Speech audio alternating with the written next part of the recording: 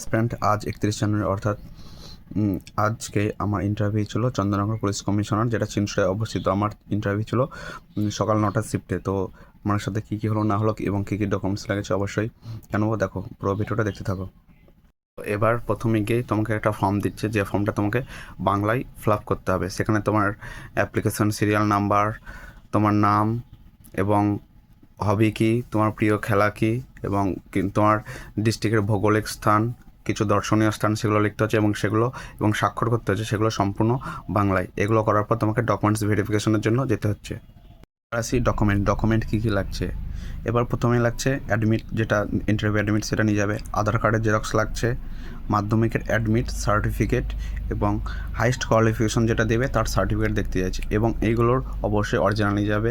যেমন আধার কার্ড, মাধ্যমিক admit certificate, highest qualification, এগুলোর অরিজিনাল এবং জেরক্সগুলো এক কপি করে নিচ্ছে এবং অরিজিনালগুলো দেখতে চাইছে। তো এগুলো সঙ্গে করে নিয়ে যাবে। ব্যাস এইটুকুই ডকুমেন্টস, আর কিচ্ছু নেই।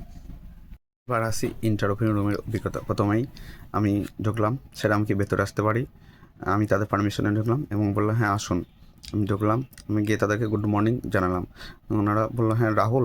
আমি আমি ধন্যবাদ জানিয়ে বসলাম। ওনারা যখন বসতে বললো আমি ধন্যবাদ জানিয়ে বসলাম। বললো রাহুল, হ্যাঁ হ্যাঁ স্যার। তখন আমি প্রথম প্রশ্ন করা হলো যে রতন টাটা কে? রতন টাটা আমি বললাম।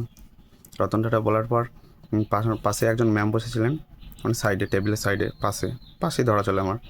সেখানে ম্যাম জিজ্ঞেস করলো রবীন্দ্রনাথ, শরৎচন্দ্র চট্টোপাধ্যায় বাদ দিয়ে একজন কবির নাম বলো। সেখানে বলা হলো, এবং দেন আরেকজন সামনের টেবিলে বসা একজন স্যার বললেন মুকেশ আম্বানিকে। মুকেশ আম্বানিকে এবং কোথায় থাকে? আমি বললাম মুকেশ আম্বানিকে কোথায় থাকায়, এগুলো বললাম।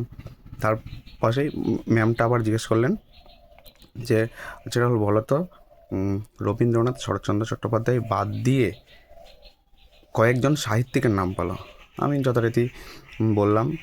ব্যাস, আমাকে এই 4টি প্রশ্ন করা হয়েছিল, আর বেশি প্রশ্ন করেনি। বোর্ডে রয়েছে 6জন মেম্বার, একজন ম্যাডাম রয়েছে, তার মধ্যে ডিআইজি রয়েছে, স্যার আইপিএসসি রয়েছে, সব সম্ভবত ওগুলো খেয়াল করিনি।